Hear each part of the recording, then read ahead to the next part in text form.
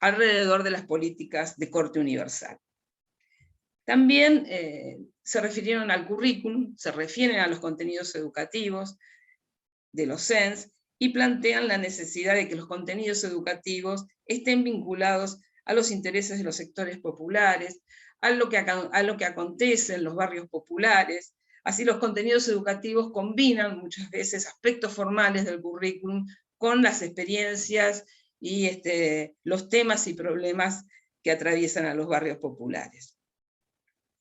Una cuestión que apareció con mucha fuerza es enfrentar la mercantilización de la educación, ¿no? En esta línea lo que se mantiene es la idea de promover un horizonte vinculado a la idea de comunidad, o sea, haríamos un contrapeso a la mercantilización, el individualismo, la presencia del mercado en la escuela.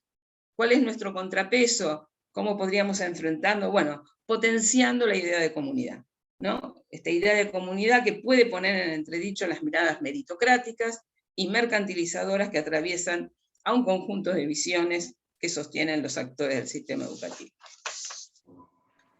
También la revisión de los modelos de escolarización dominantes y aquellos también asociados al gobierno del sistema, es decir, esto tiene que ver con un análisis de los caminos elegidos por diferentes actores para construir propuestas escolares más flexibles y participativas. ¿Qué estamos diciendo acá? Que modelos rígidos, con horarios rígidos, con el tema de asistencia, inasistencia rígido, no estaría ayudando a la democratización de la educación, y todos estos CENS, de alguna manera, ponen en marcha algunas propuestas como para poder superar esa rigidez y plantear experiencias más flexibles de escolarización. Y por último, voy a señalar algunas cuestiones que están en proceso en estos CENS, que algunos la toman con mayor énfasis, otros con menor énfasis, que tiene que ver con promover la presencia de las organizaciones sociales en la vida escolar. Esto se vincula con la ampliación democrática, con la promoción de espacios de ciudadanización. Todos de alguna manera lo plantean, algunos lo llevan adelante con mayor énfasis, es decir, las organizaciones comunitarias, sociales, se plantea como una especie de escuela de puertas abiertas, donde ellas tienen cierto privilegio como para poder plantear y participar de espacios comunes de decisión. Y en esta línea, algunas escuelas se plantean como escuelas territoriales. Esto quiere decir, forman parte del entramado territorial de los barrios populares donde están asentadas, y establecen vínculos de confianza con otras instituciones, incorporan de esta manera temas y problemas del barrio, participan también de demandas y movilizaciones, es decir, si hay una demanda y una movilización, bueno, por ejemplo, nos tocó ver temas de inundaciones vinculados a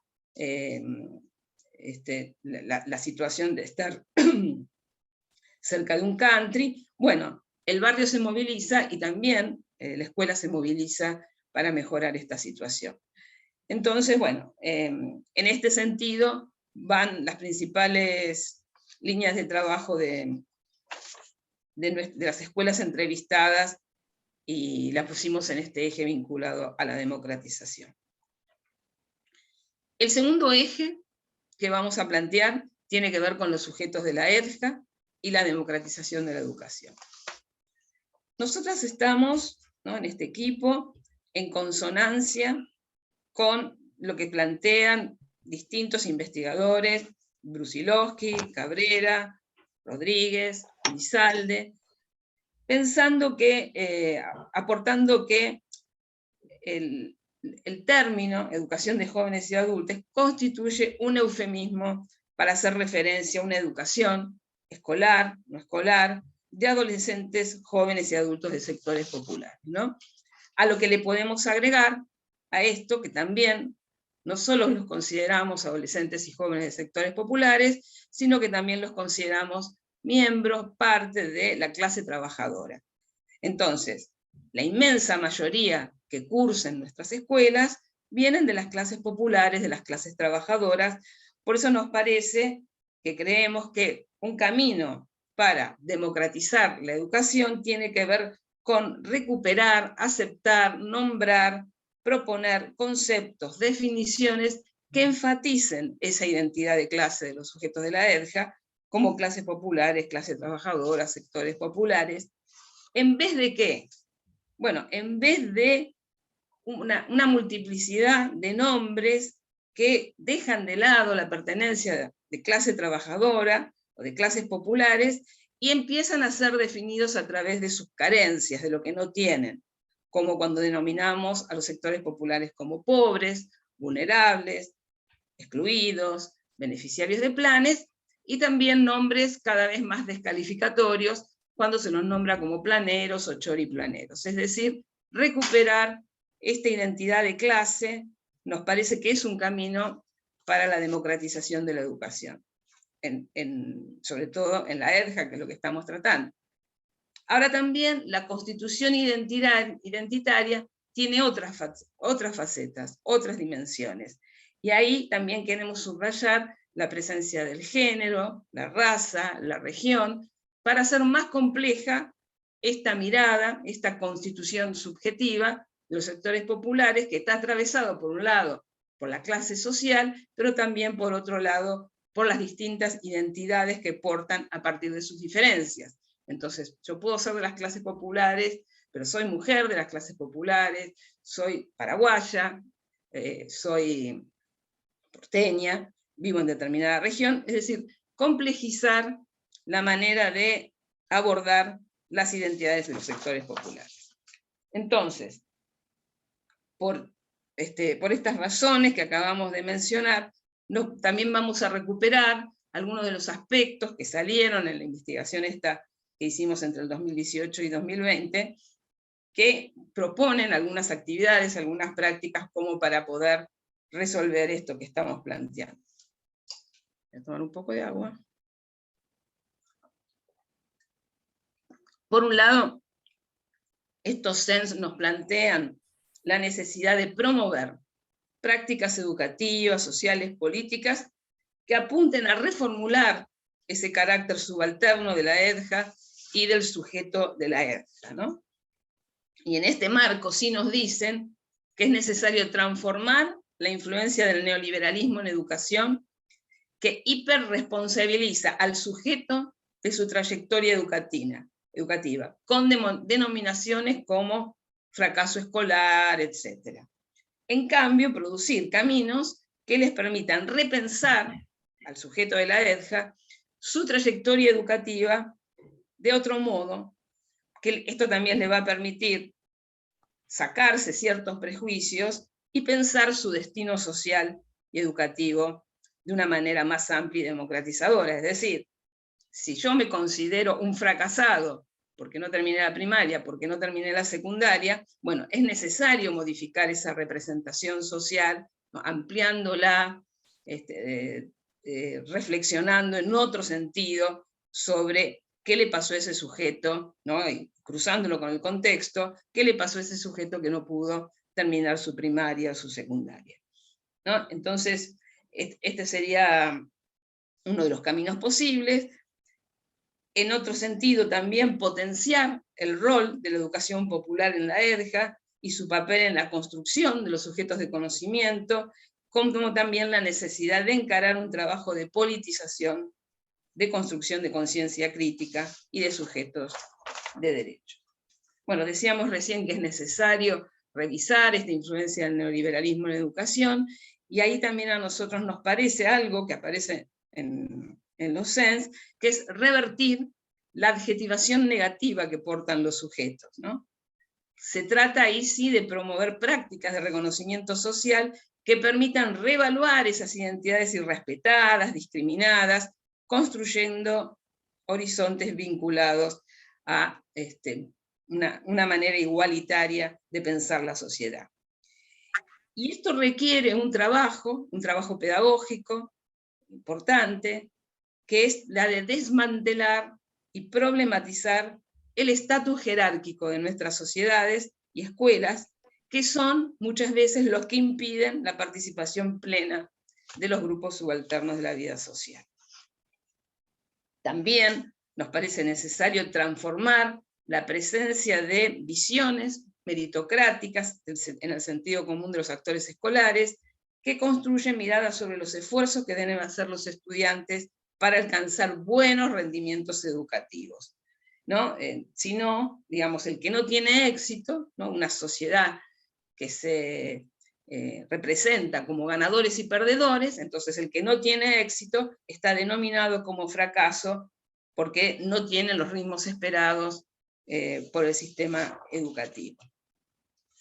Por supuesto que también salió bastante en la investigación la idea de promover la participación de diferentes actores sociales en el espacio escolar, incluidos los estudiantes y las estudiantes. Así que muchas de las experiencias que nosotros visitamos tenían asambleas los sábados, donde no participaban solamente docentes, educadores o equipo directivo, sino también muchas veces organizaciones sociales y los propios estudiantes.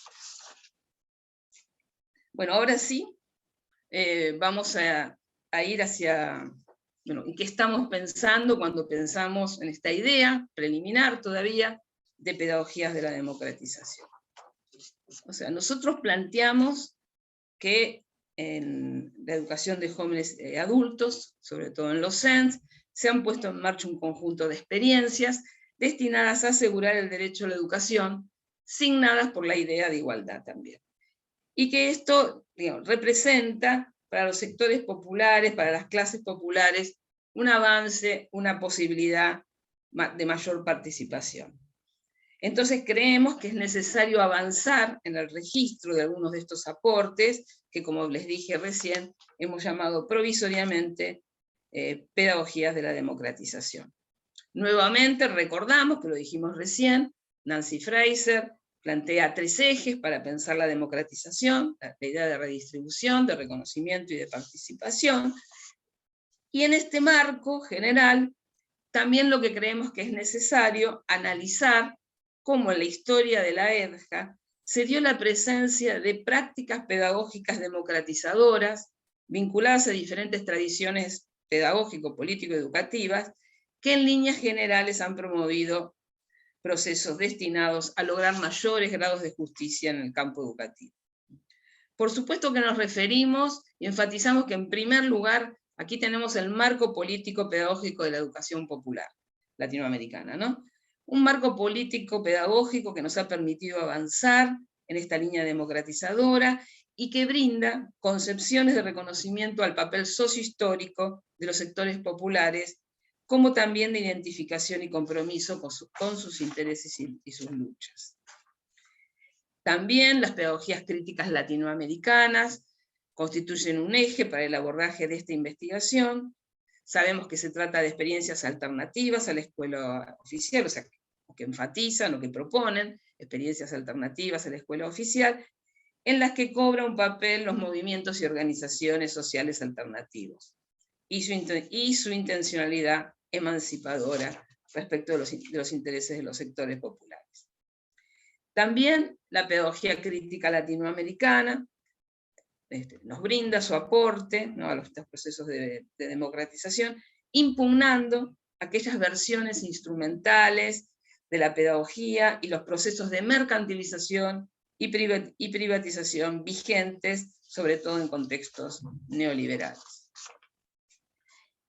La pedagogía social viene trabajando en nuestro país desde hace varios años, viene trabajando sobre todo en un conjunto de experiencias comunitarias, y sus planteos vinculados con la igualdad, los derechos, la justicia social, y cómo se ponen en marcha estas experiencias educativas en ámbitos comunitarios bajo este paraguas, ¿no?, conceptual y político, también de alguna manera colabora con esta pedagogía de la democratización que estamos planteando.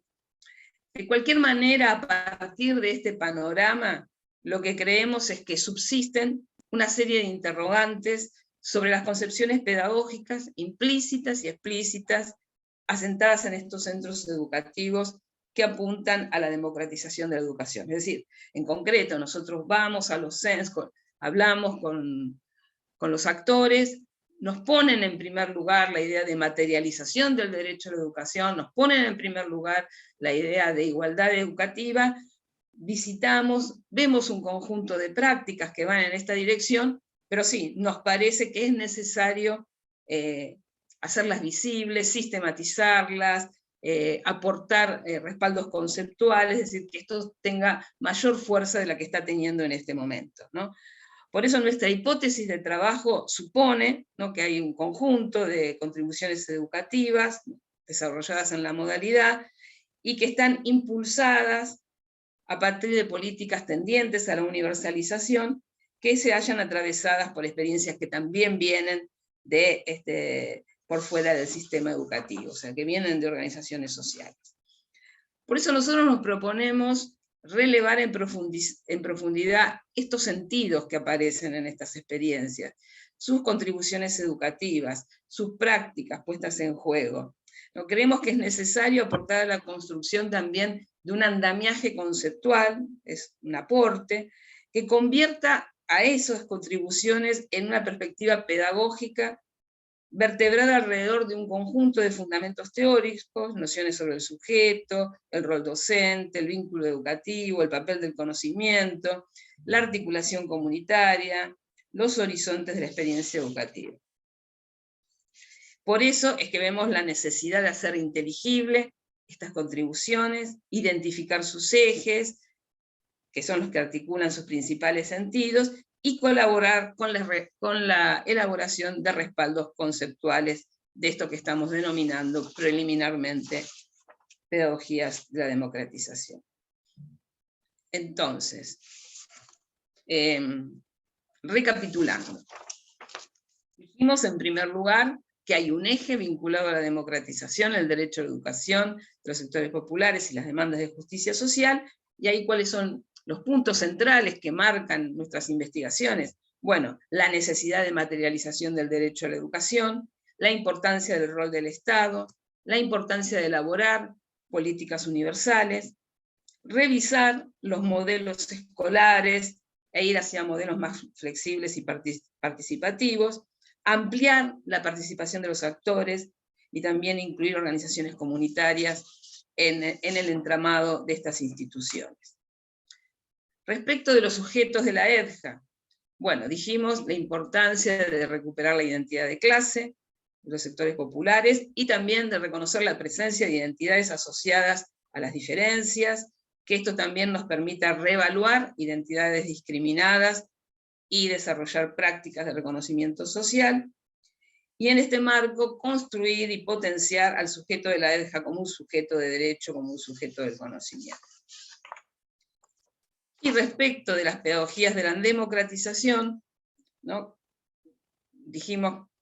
hablamos de la importancia de las tradiciones pedagógicas históricas que enriquecen el trabajo de la EDJA y que han promovido la democratización educativa, favoreciendo a las mayorías populares y enfrentando la vulneración de derechos. Pero también creemos que en los últimos años existen nuevas contribuciones en el campo de la EDJA que ponen el foco en la democratización y en la igualdad, ¿no?, y que en algunos casos también estas experiencias se inscriben en fuerzas igualitarias que promueven la participación y la organización comunitaria. Por eso en este marco nos planteamos la necesidad de hacer inteligibles esos aportes y de identificar los ejes que articulan sus sentidos, como también colaborar con la elaboración de sus respaldos conceptuales. Bueno, hasta acá lo que hemos planteado como reflexiones alrededor de la pedagogía de la democratización. Disculpen la fonía, que por ahí en algún momento no se entendía bien. Y bueno, espero que Manuel Gómez pueda aportar ahora con estos temas, a ver cómo los ve. Bueno, gracias, Ana. Para quienes se agregaron durante la presentación, Ana Pagano es integrante del equipo de Educación de Jóvenes y Adultos de la UNIPE y presentó recién algunas reflexiones en clave de democratización de la educación vinculadas a un estudio una investigación que tenemos en marcha en la UNIPE y una investigación recientemente concluida en el nivel secundario de la educación de jóvenes y adultos en el conurbano bonaerense. Ahora lo invito a Manuel a compartir con nosotras y con nosotros sus comentarios. Manuel es un compañero de larga data en nuestros recorridos en la educación de jóvenes y adultos.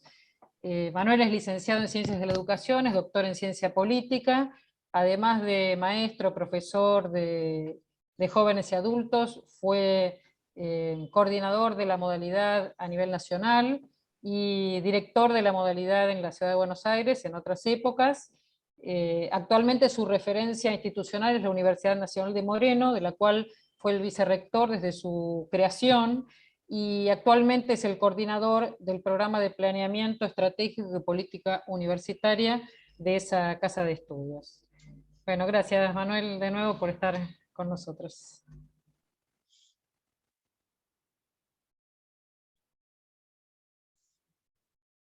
Manuel, tenés que desmutearte. Manuel. Manuel. Perdón, ¿eh? Todo a su medida y armoniosamente. Gracias, Flor, gracias, Ana. En primer lugar, quiero agradecer la invitación, porque siempre a mí personalmente siempre me es grato poder participar en estos ámbitos que no son muchos, de reflexión y de pensamiento sobre la educación de jóvenes y adultos. Y bueno, y espero poder aportar algo. Yo le decía acá a las compañeras que nunca me tocó el rol de comentarista, tipo Macaya Márquez, pero intentaré aproximar alguna idea, alguna cuestión. Y además del agradecimiento, también quiero manifestar mi felicitación, mi alegría de que la UNIPE tome este tema y desde hace, como decía Flor, desde el año 2010 venían planteando la especialización, porque me parece que uno de los problemas que tenemos en la línea de lo que muy bien planteó Ana, y respecto del temario o de las cuestiones que fue desgranando que conforman finalmente un temario de guía de lo que podría ser hoy el análisis de la educación de adultos, digo que el nivel universitario, y cuando hablo del nivel universitario no quisiera ser así un eufemismo desdibujador, digo, nuestras carreras de educación de nuestras universidades no siempre le dan a la educación de adultos el estatus de objeto de investigación, de objeto de conocimiento. Entonces me parece que el hecho de que la UNIPE haya tomado este desafío, que ya tengamos estos 10 años de recorrido y que hoy se planteen la diplomatura, la licenciatura, bueno, es una muy buena noticia y esperanzadora.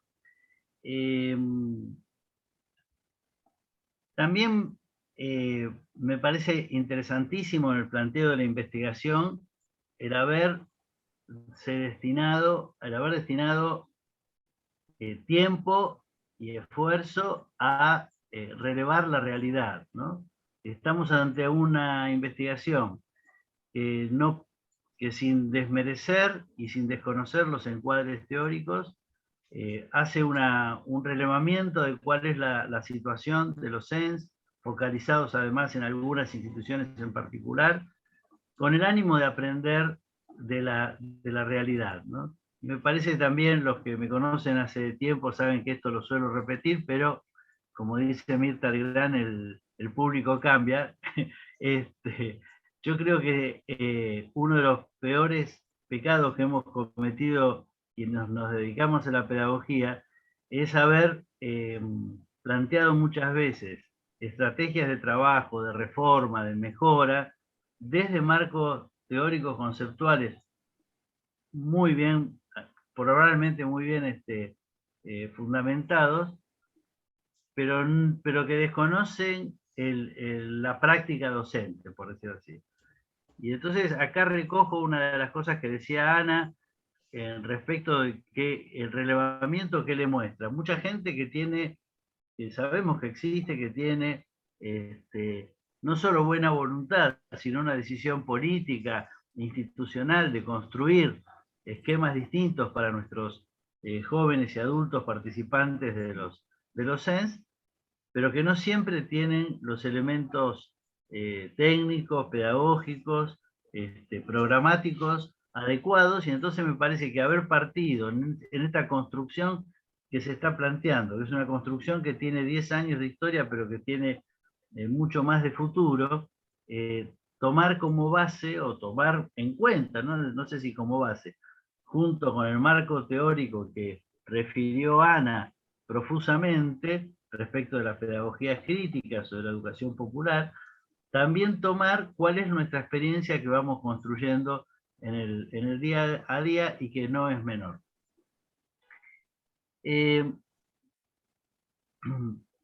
La investigación y la exposición de Ana plantea una cantidad de ítems y de aspectos muy abierta, muy abarcativa, ¿no? Hablamos de políticas macro, hablamos de organización institucional, hablamos de algunas cuestiones más curriculares, como cuando Ana plantea esta idea de las escuelas territoriales. Yo, la verdad que intenté buscar un hilo conductor, ¿no? No sé, Flor, Ana, si esta investigación en algún momento tendrá estado público, habrá una publicación, no sé, digo, o sea, tendrán todos acceso a la lectura, ¿no? Sí, claro. Entonces, yo la verdad que busqué un eje centralizador, y a mí me parece y voy a insistir con algo que yo me siento repetido, porque siempre lo planteo, pero me parece que esta idea de democratización de la pedagogía en los CENS tiene que ver con la esencia misma de la educación de jóvenes y adultos. No es como un atributo que uno puede decir, educación de jóvenes y adultos tiene que ser, puede o no ser democratizadora. La educación de jóvenes y adultas debe ser democratizadora, es democratizadora.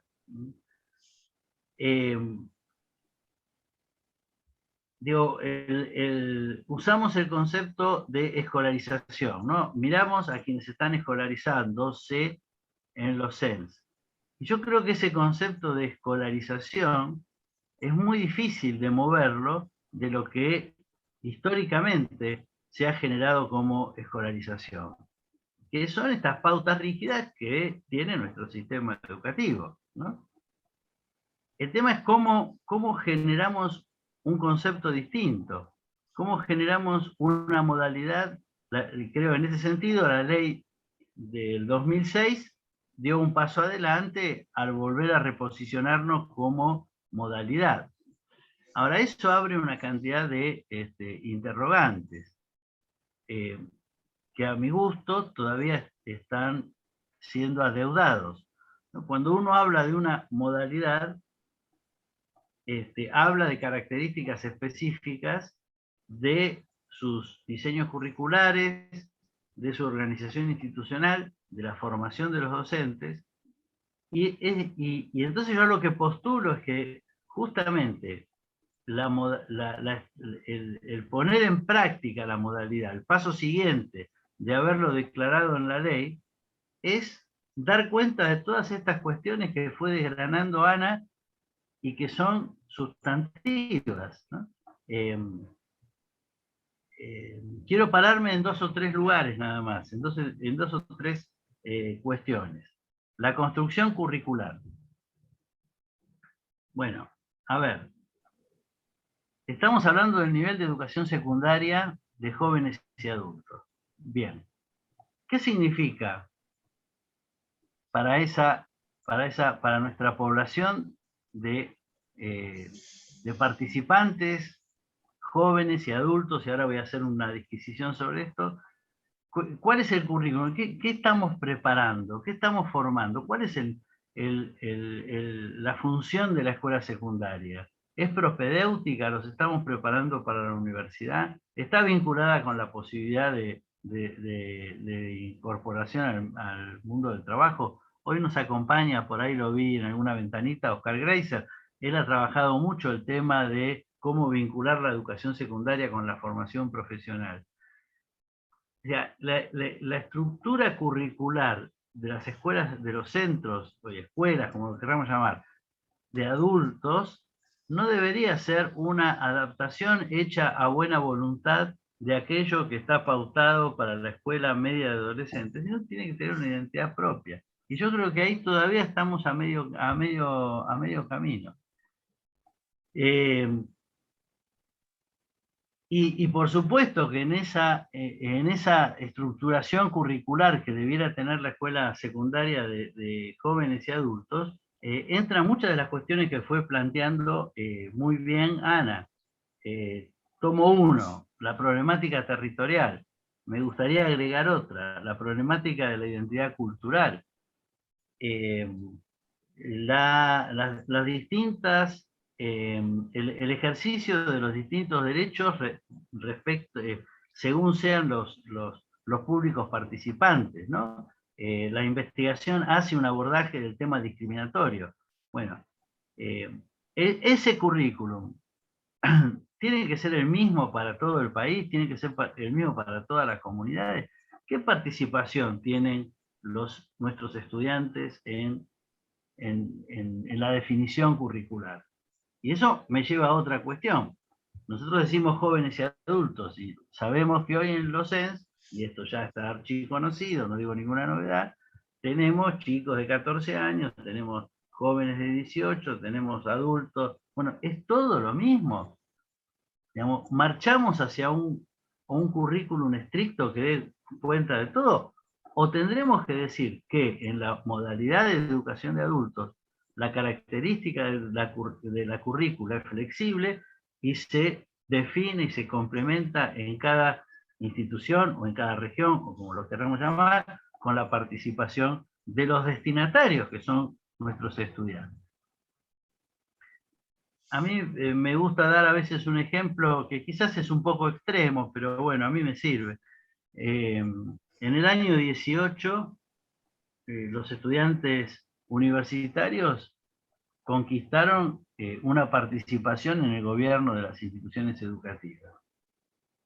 Bueno, resulta que un joven de 18 años que es alumno de la universidad puede participar en la conducción de su institución, pero un joven de 18 años que está en un CENS no puede participar. Entonces estamos poniendo la participación atada a la meritocracia, atada al contenido y no atada a la responsabilidad de una persona adulta que tiene posibilidad de definir acerca de qué es lo que necesita.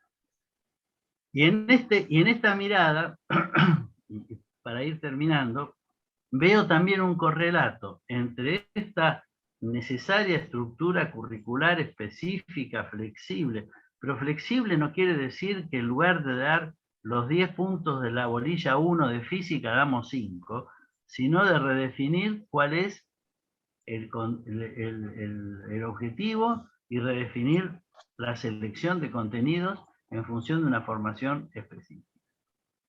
Y para mi gusto, y en forma concomitante, va otro tema del cual hemos hablado muchas veces, que es el tema de la formación docente.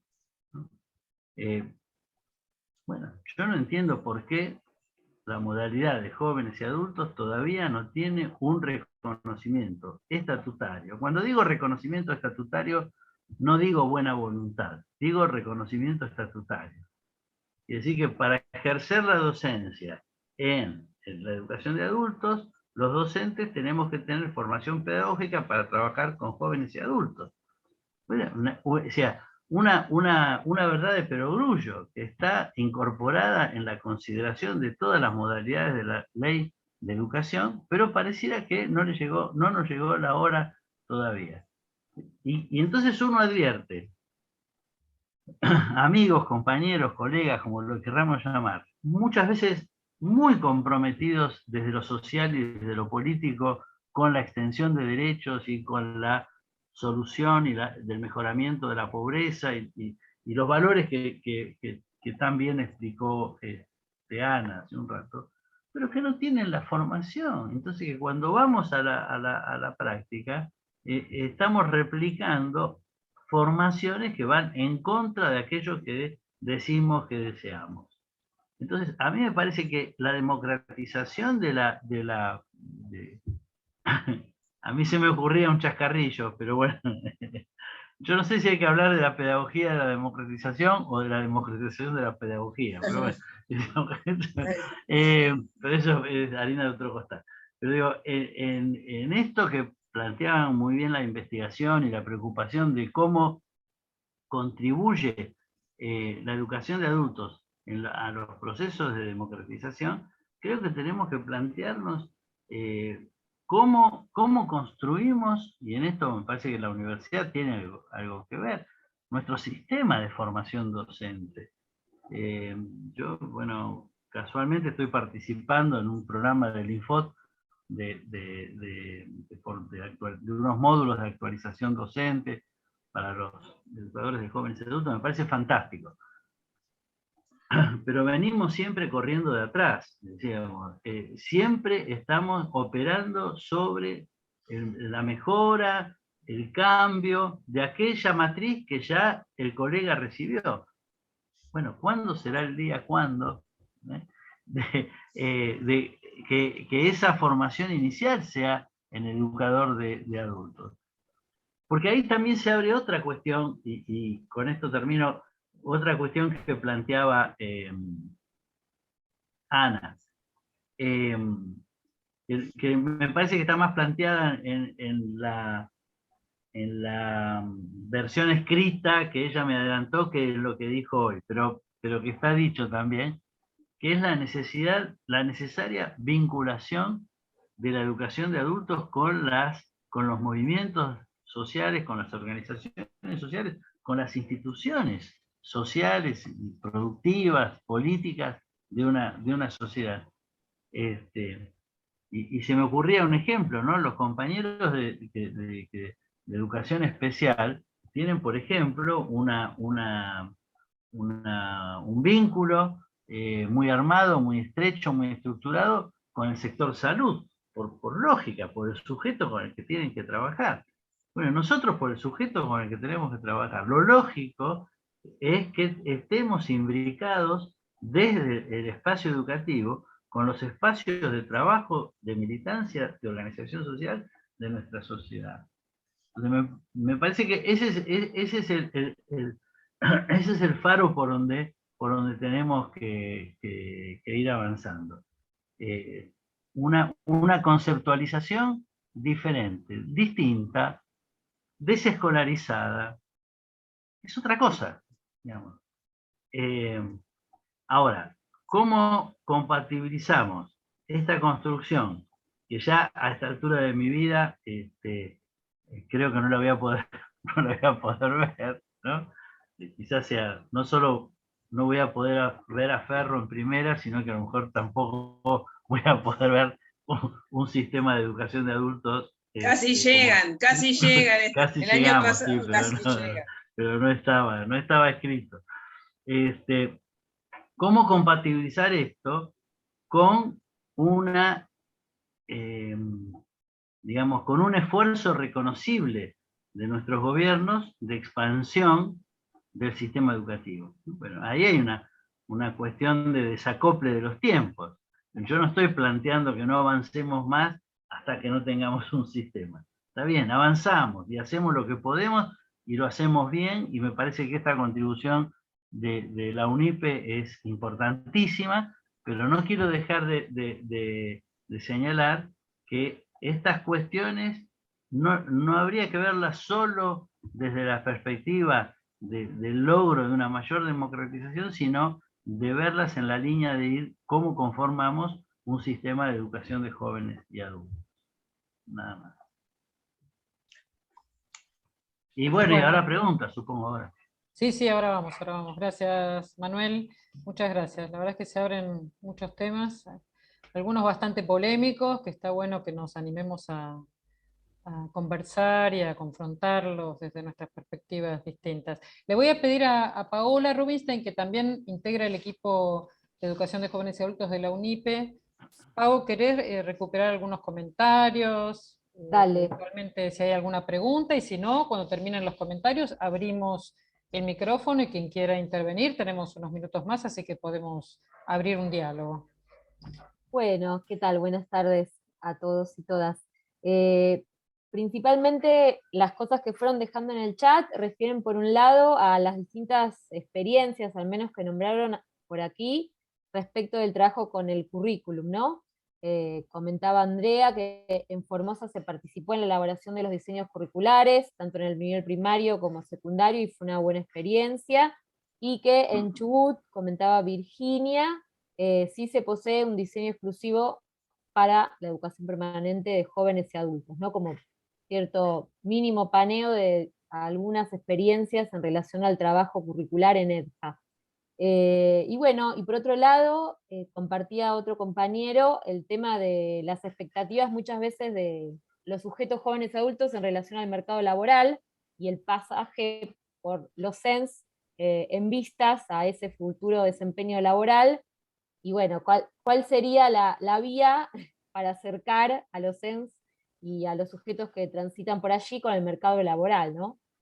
Como ese asunto también que se fue nombrando, y bueno, por aquí un poco las cuestiones que fueron saliendo, y también agradecían la exposición de Ana y los aportes que está haciendo estas conceptualizaciones para pensar a las propias prácticas. Por aquí. Bueno, entonces por un lado hay una pregunta referida a la articulación entre educación de jóvenes y adultos y trabajo. Y por otro lado, me parece que lo que también hay es un planteo en el chat de grados muy diversos de avance en cuanto a la producción curricular en la modalidad, ¿no? Mientras algunas o algunos señalan no tenemos currículum para el secundario, otros dicen sí, acá tenemos, y fue una experiencia de construcción con las y los docentes. Y me parece que ahí reenvía también a la cuestión de la democratización de la educación de jóvenes y adultos en términos de las diferencias entre jurisdicciones, ¿no? Entre sus recorridos, entre sus recursos técnicos, sus recursos financieros, sus recursos de conocimiento, y la importancia que tiene el compromiso estatal, ¿no? De los estados municipales, provinciales, del Estado Nacional en este fortalecimiento, ¿no? Y en la compensación también de esos ritmos tan distintos de avance respecto de la especificidad curricular. Y también rescatando algo que Manuel recién planteaba, hay una cuestión vinculada a que si uno mira, aquí varias y varios venimos como acompañando los procesos de construcción de la modalidad, y sobre todo las normativas de los 2010 en adelante, y allí aparecen algunas propuestas pedagógico-didácticas bastante desafiantes, que recuperan tradiciones de la educación de jóvenes y adultos, o que incorporan novedades, pero lo que encontramos en el diálogo con las y los docentes es que muchas veces la didáctica o la teoría didáctica en general no viene aportando herramientas para que esos, que son como puntos de llegada, ¿no? Grandes objetivos de trabajo específico en la educación de jóvenes y adultos, pueda ser de alguna manera desarrollado por las y los docentes. O sea, ahí faltarían reflexiones, conceptualizaciones, herramientas Y tal vez hay algo de la producción de esas pedagogías o de esas didácticas, de esas resoluciones didácticas que se está haciendo en cada escuela o en cada aula, y tal vez tenemos una dificultad para recuperar ese conocimiento, que también es un conocimiento importante para el fortalecimiento de la educación de jóvenes y adultos, ¿no? Ahí hay como unas tensiones, ¿no? La producción curricular y la producción pedagógico-didáctica, la articulación entre la educación de jóvenes y adultos y el mundo del trabajo. Podemos abrir, si quieren, micrófono, y quien quiera puede abordar esta pregunta que quedó picando en relación con la articulación entre la EDCA y el mundo del trabajo, u otra cuestión también que se haya desplegado en la presentación de Ana o de Manuel. Abrimos el micrófono. ¿Les parece? Para hablar hay que desmutearse.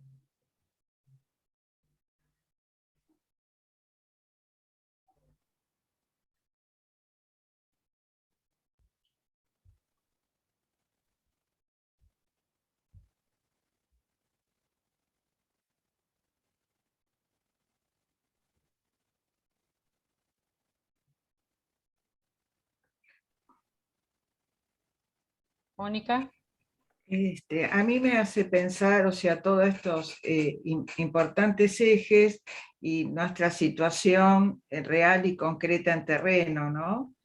O sea, si desde la propia dirección provincial de la modalidad de educación de jóvenes y adultos estuvo cerrada o eliminada durante el gobierno anterior y ahora lo abren, pero con la dirección con una directora y 2 compañeros, o sea, la limitación del presupuesto hace que sea también muy limitado la posibilidad de pensar en una formación específica, como decía el profesor Gómez, donde maestras, que a lo mejor muchas de ellas jubiladas, se dedican ahora a trabajar con la educación primaria de adultos, que ellas toda su vida trabajaron con niñes de primaria, de la educación común, y ahora, o sea, es muy difícil traccionar, ¿no?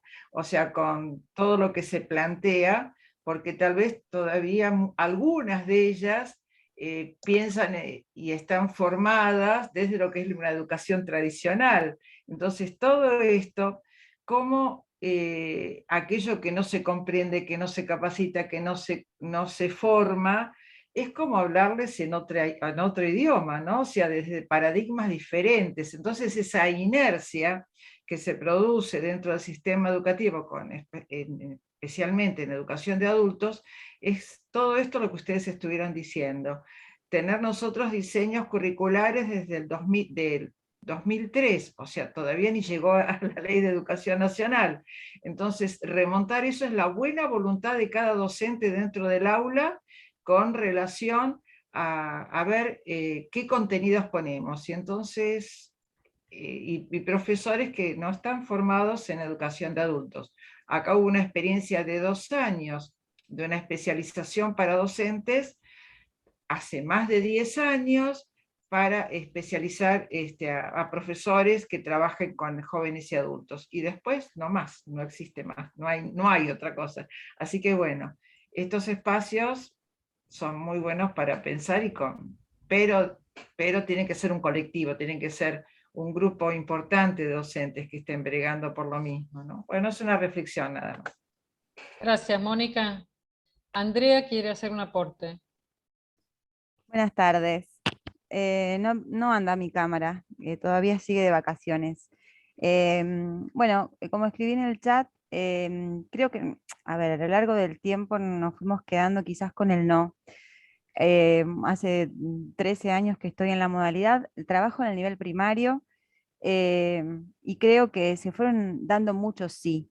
Yo creo que fuimos ganando identidad. Yo soy nacida en Buenos Aires, como escuchan, pero soy de trabajo en Pirané, en Formosa, y como escribí en el chat, fuimos parte de la construcción del diseño curricular del nivel primario y también se está ahora publicando el del nivel secundario. Fue algo colectivo, fue una construcción muy interesante, muy contextualizada, y yo creo que a través del tiempo fuimos ganando identidad. Estos espacios de comunicación, estos espacios de intercambio, están a la mano de todos, nos fuimos virtualizando, y creo que o sea, hablo en general, fueron llegando capacitaciones a diferentes rincones y muchas opciones, y creo que fuimos ganando identidad. Casualmente, el año pasado fui parte de la capacitación de directores como maestra de ciclo, nada más que eso, como maestra de ciclo, y la experiencia que uno fue adquiriendo, y más allá de que no participo en ninguna agrupación, simplemente tengo el corazón en la modalidad, y creo que se puede hacer muchísimo desde el punto de vista de correrse del espacio de conformismo y salir, y comprometerse con aquella persona que viene a buscar su última oportunidad. La capacitación está o no está, pero creo que el compromiso profesional lo tenemos desde el punto de vista que somos docentes. Bueno, nada, simplemente quería compartir, porque realmente Formosa está lejos de todo, y sin embargo, casualmente ayer, hablando con una persona del equipo técnico, le comentó la secretaria de Educación que, miércoles, hicieron ruido ustedes, ya somos parte, ya nos identifican como una modalidad. Entonces yo creo que eso es muy importante, pero depende de cada uno de nosotros, tomarlo como primera, segunda opción, primer trabajo, segundo trabajo, pero es compromiso, y saber que en nuestras manos está la última oportunidad de muchos jóvenes y adultos. Gracias. Gracias, Andrea. No veo más manos levantadas, pero por ahí no tengo todo el panorama. Pau, ¿querés recuperar algún par nuevo de comentarios del chat para quienes están en el celular y no acceden al chat? Dale.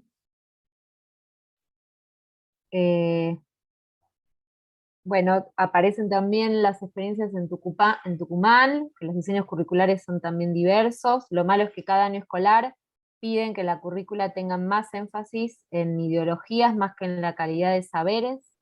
Habría que ver ahí qué quiere transmitir el compañero, el colega. Bueno, la necesidad en línea con la deuda aún pendiente, aunque se está avanzando, en seguir brindando formación docente para la modalidad.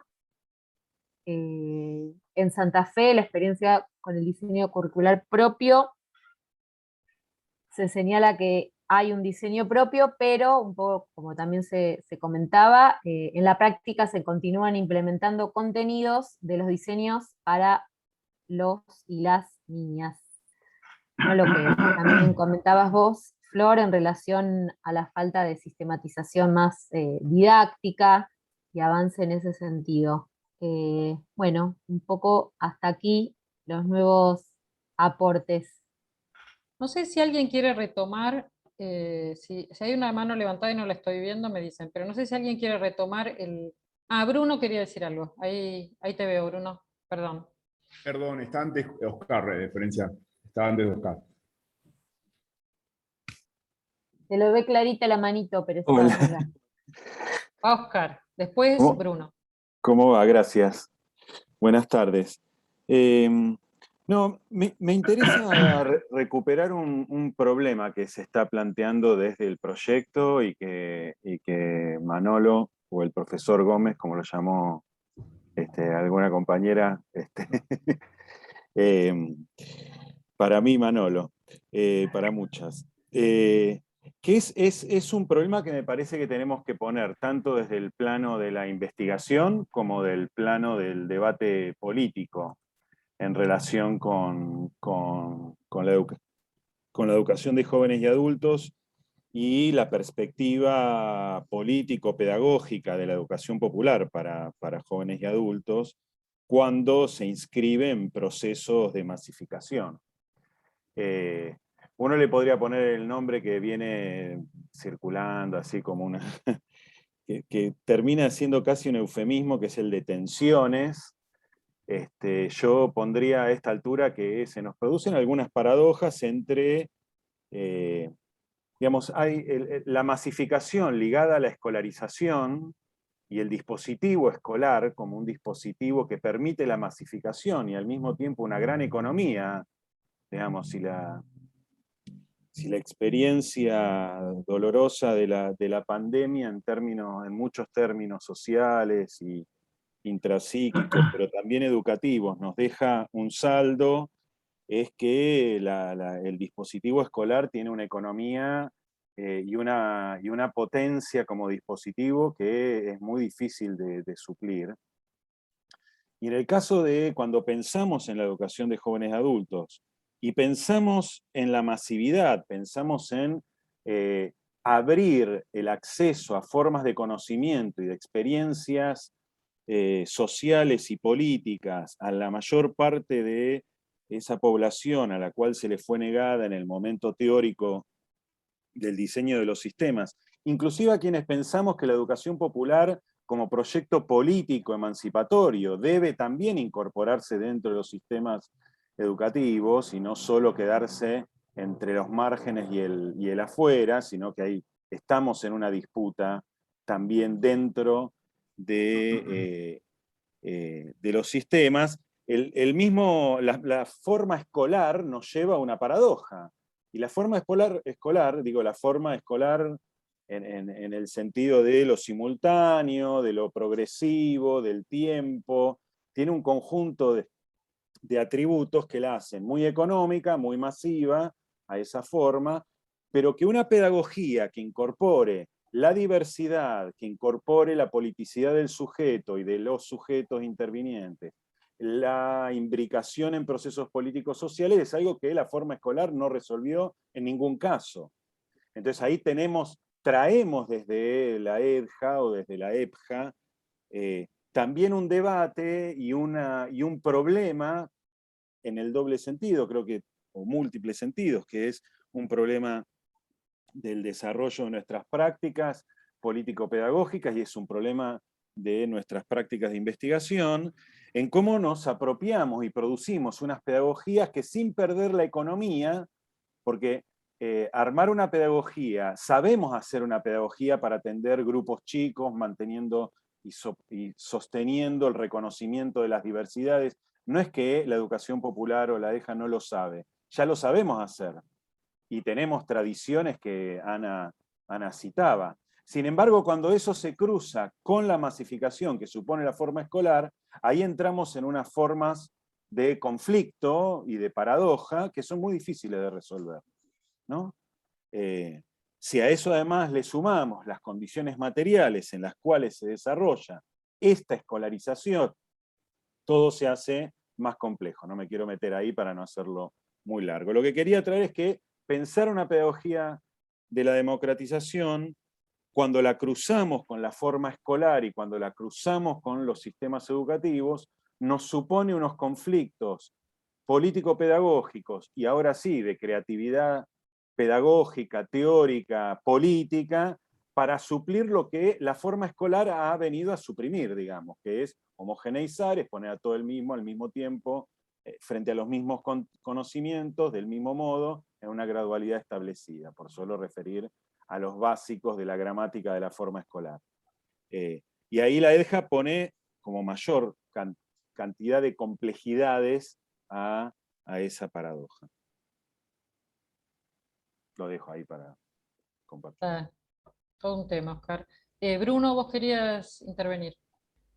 Sí, me sumo un poco a lo que estaba proponiendo Oscar, a partir de esta idea, ¿no? de lo que se propone, pero también las dificultades a la hora de aplicarlo, ¿no? que se presentan y al menos en mi caso son diarias. Yo trabajo también, como Andrea, desde hace 13 años en educación pública en el conurbano, el Partido de Malvinas Argentinas, José de Paz, Pilar, etcétera, donde las realidades son diversas, pero muy extremas en la diversidad, de escuelas técnicas, donde la atención y los recursos con los que se cuentan son muy buenos, es muy fácil trabajar por ahí, más allá de que muchos de los alumnos y alumnas son de los sectores populares, o sea, pero también trabajo en otras escuelas donde las problemáticas de violencia, de abuso, de drogas, etcétera, pero saltan todo el tiempo, ¿no? Y son un acompañante dentro del aula, donde uno tiene que aprender a manejar esas situaciones,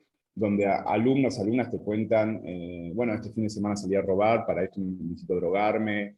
Bueno, problemática así que se presenta siempre. ¿Qué pasa? En estos contextos, aplicar todas estas herramientas es muy difícil. Al nivel de que directivos de estas mismas escuelas que le han puesto el cuerpo en esto, y cuando digo cuerpo lo digo de manera literal porque han terminado inclusive con ACB, debido a la falta de recursos muchas veces provenientes del Estado, al no asignar secretarias, secretarios, preceptores, preceptoras, a mí me ponen en este lugar justamente, ¿no? ¿Cómo hago para llevarlo ahí, ¿no? Como para materializarlo, teniendo en cuenta las circunstancias que muchas alumnas y alumnos tienen. No me voy, no me corro nunca a esta escuela, de hecho no pienso hacerlo, porque es parte de mi base formativa, ¿no? Como docente también, pero entiendo que se me presentan un montón de dificultades a la hora de querer aplicar ciertas herramientas de la didáctica. Esa era como mi aporte o mi pregunta, más que nada. Flor, yo no sé, no encontré todavía dónde está la mano. Bueno, Sí no que en algún importa, lado- pero vos tenés coronita porque sos expositor. Entonces podés no así tengo como mano. interrumpir a mansalva. Sí, Manuel, dale. No, quería dos o tres cositas. Primero, reconocer lo que ha dicho alguna de las participantes, compañeras, que es cierto que estaba pensando desde cuándo, pero pongamos de 2006, ha habido un avance en los diseños curriculares de la modalidad. No los conozco a todos. Algunos que conozco son bastante parecidos a los otros. No me quiero meter en ese campo, pero hay un reconocimiento. Tengo un reconocimiento. El problema es, esto que decía Flor, con qué didáctica lo implementamos, ¿no? Porque finalmente el diseño no es el currículum, digamos, ¿no? El diseño es el diseño y el currículum es lo que hacemos. Y entonces en la práctica, digo esto de recoger experiencias de compañeros de Moreno. Nosotros tenemos en Moreno una licenciatura en educación secundaria. Yo me animaría a decir a que todos los estudiantes de la licenciatura son docentes de fines o de los nombres sustitutos que ha ido. Y entonces vienen y te preguntan cómo hago. En el mejor de los casos preguntan cómo hago. Con una honestidad intelectual y personal alta, ¿no? Entonces digo, me parece que ahí a eso me refería yo cuando planteaba el tema de lo curricular. Y lo uno a lo que decía Oscar, me animaría a decir que el sistema de educación de adultos es el no sistema, digamos, porque y ahí apuntaba yo cuando planteaba la paradoja de hablar de escolarización, porque si nos metemos en la escolarización, nos metemos en la escolarización, que es esto: masividad, tiempos, sistemas de designación docente. ¿Qué vínculo tiene que tener el docente con la comunidad con la cual va a trabajar? ¿Está previsto esto? ¿O seguimos manejando los sistemas de designación con criterios que son aptos para otras cosas? Ahí me parece que hay un tema para si me permite la expresión, para descular, para profundizar, para sistematizar, y ahí es donde yo siento el paredón, y lo siento y lo he vivido, el paredón incluso de otros colegas del sistema educativo que no nos los ven, y que en todo caso también contribuyen a esto que decía Ana al principio de la subalternización del sistema, ¿no? O sea, es como que si vos tenés la pauta de ese sistema que definió Oscar precisamente, entonces tenés un estatus. Y si haces otras cosas, y bueno, haces eso porque, claro, esto es lo que se hace en jóvenes y adultos, ¿no? Como si fuera una cápita diminutio respecto de del deber ser. Yo creo que ahí nos falta todavía mucho avanzar y ganar en conciencia de la especificidad. Y termino con un comentario al compañero que planteaba el tema de la relación de educación y trabajo.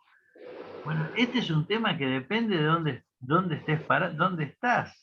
No es lo mismo si vos tenés un CENS en San Martín, en el Gran Buenos Aires, si tenés un CENS en Cuartel Quinto o tenés un CENS en Pirané, digamos. Porque las dinámicas socioproductivas y políticas de los tres lugares son distintas y la construcción de esa estrategia de vinculación es casi artesanal, y yo te diría que es muy difícil de que alguien te la prescriba de afuera. Trabajamos con los elementos con los cuales que tenemos en la sociedad.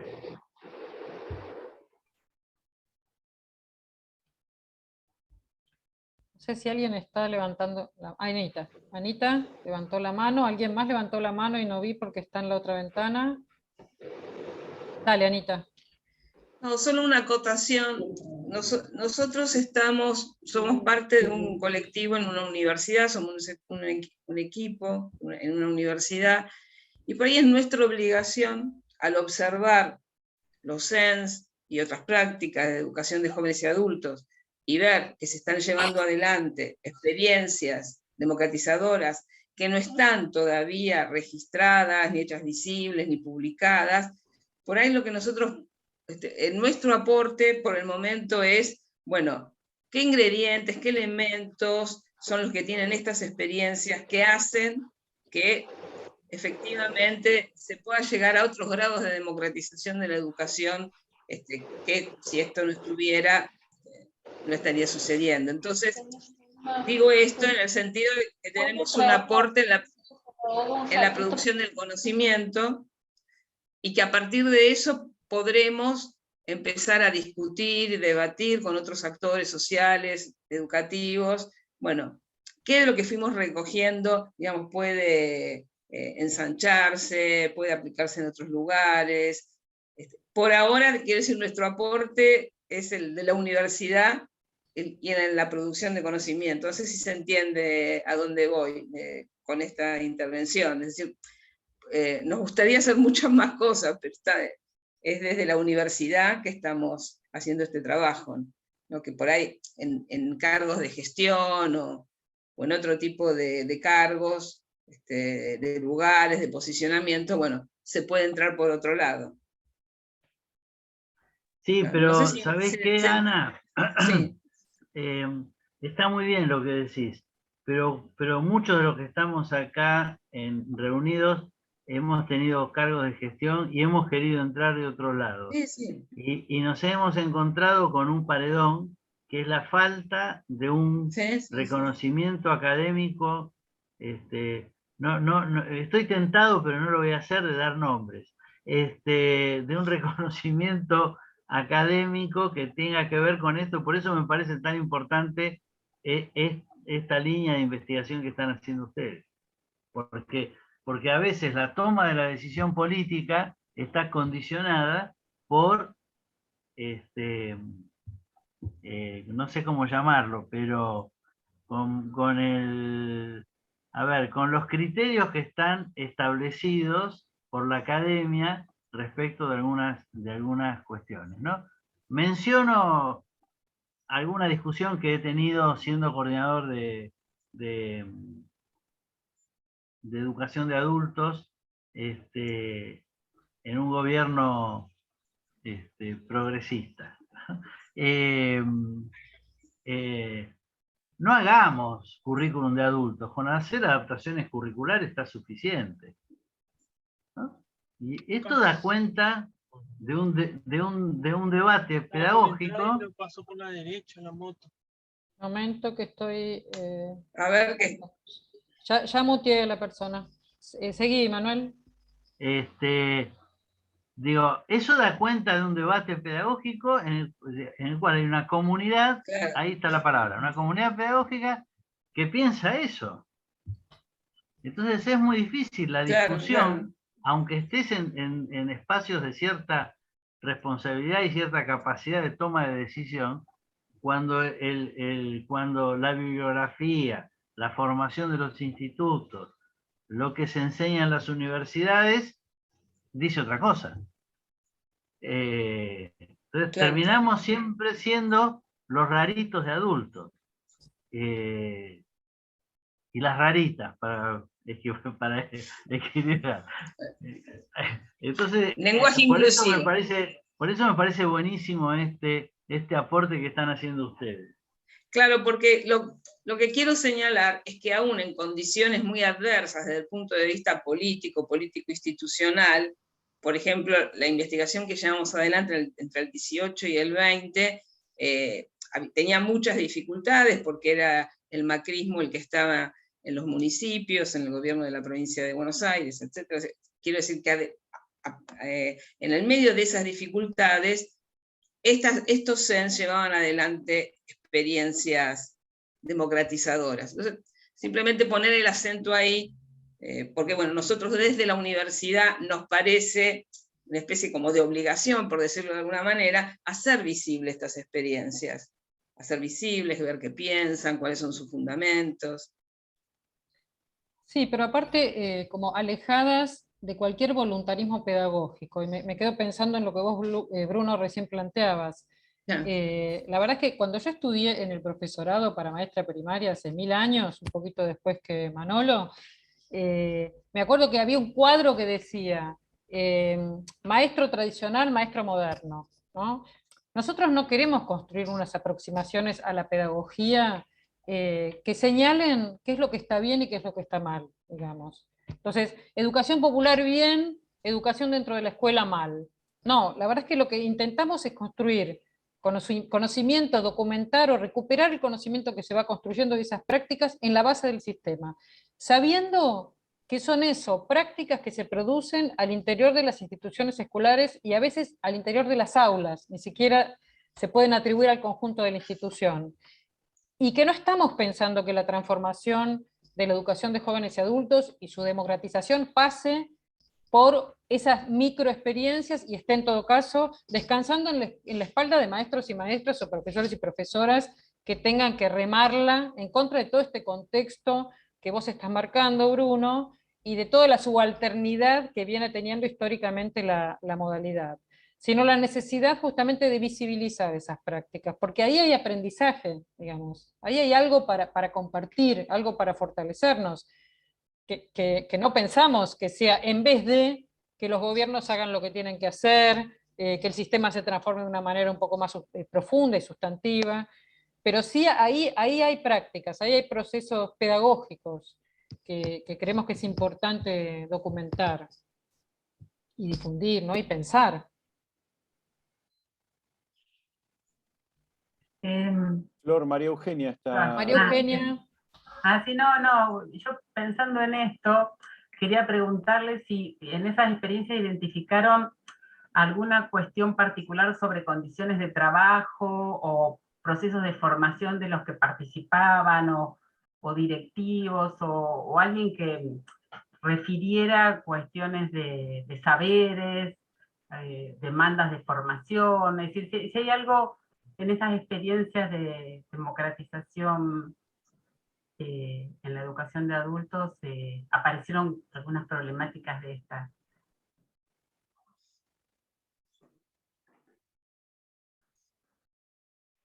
Bueno, por un lado, las 3 experiencias toman a la asamblea como una experiencia formativa. Las 3 experiencias, o sea, estamos hablando de la investigación que terminamos, ¿no? todavía no empezamos bien el trabajo de campo en la nueva. Pero hay un interés en la formación y muchas veces parte de la asamblea de los sábados se destina a trabajar algún bloque o algún tema desde el punto de vista más conceptual. Eso por un lado. Por otro lado, sí hay como por parte de los directores que trabajan en estas escuelas un estímulo a seguir estudiando o especializándose en lo que van ofreciendo las universidades de la zona, ¿no? Eso también está presente.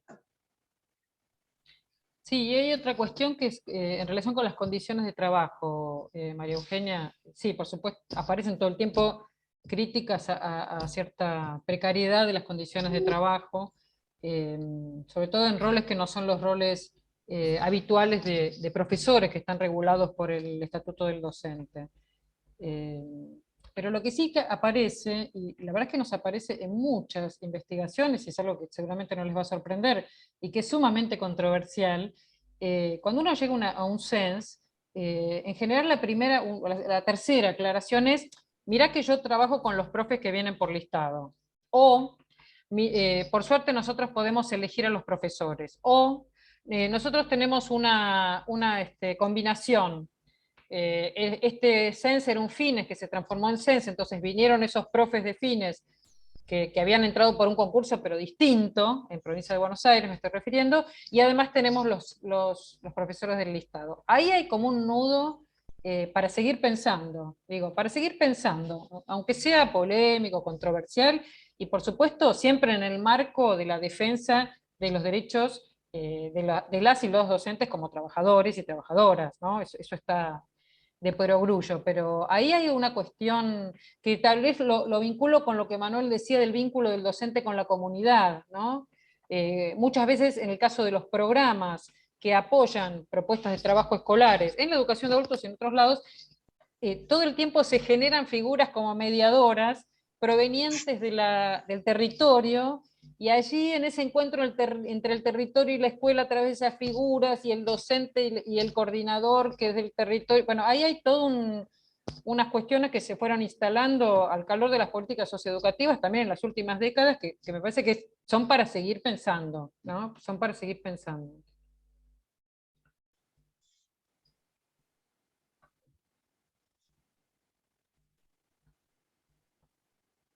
No sé si alguien más levantó la mano y no estoy viendo. Florencia, o sea, Mónica. sí, o sea, al escucharte me hizo acordar acá nuestra situación. O sea, no quiero ser negativa, se hace, pero muchas veces cuando no hay un colectivo, no hay un equipo, como decía la profesora Ana, se diluye, porque si no está ese docente, ¿qué pasa con el resto, no? Y acá tenemos una sola supervisora para toda la isla de nivel primario, y todavía no tenemos supervisor de nivel secundario. Eso directamente lo tiene que atender la directora provincial de la modalidad. Entonces digo, hay que remar mucho, muchísimo, ¿no? Porque, y está bien, como decía Andrea, el tema de los afectos, desde un sentir pensar, pero también la formación, la evaluación de lo que estamos haciendo, pero siempre desde un colectivo.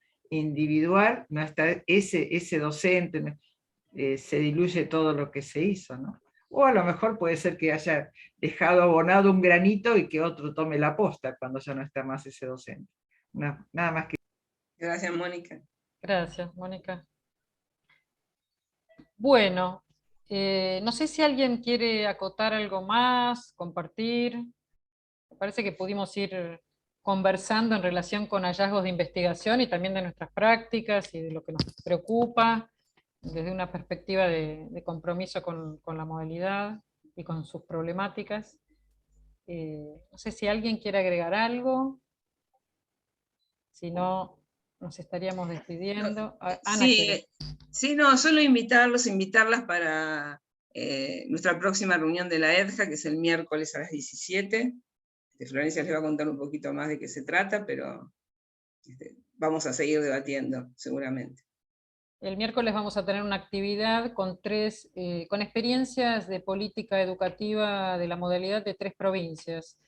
Los círculos de la pedagogía de la esperanza y círculos dialógicos en el nivel secundario en la provincia de Buenos Aires, las extensiones áulicas en Santa Fe, y una propuesta de trabajo de articulación entre el nivel primario y secundario y de producción curricular, producida en el marco de la pandemia en la provincia de Tierra del Fuego. Así que eso va a ser a las 17 horas, pueden inscribirse. Quiero aclarar para quienes dejaban sus datos aquí que nosotras no gestionamos certificados, sino que una vez que uno se inscribe en la actividad o una se inscribe en la actividad, allí más abajo pide el certificado y hay que poner el número de DNI, y en ese caso simplemente el sistema asigna el certificado, ¿sí? Así que bueno, les agradecemos mucho a todas y a todos y nos estamos viendo para seguir comprometiéndonos con este fortalecimiento de la modalidad y pensando estos temas. Muchas gracias a Manuel de nuevo, a Anita, así que la seguimos el miércoles. Hasta la Muchas próxima, gracias. compañeros. Un Buenas abrazo a tardes. todos. Hasta la próxima.